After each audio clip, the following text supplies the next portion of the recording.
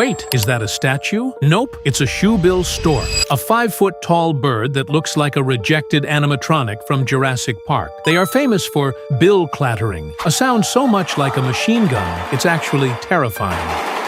These birds are the ultimate patient hunters, standing completely frozen for hours, like a glitch in the Matrix, before lunging. Oh, and they have a third eyelid that makes their eyes look like they're turning white. It's a prehistoric dinosaur living in our modern world. Would you stare one down? Or is that a hard no? Let me know in the comments.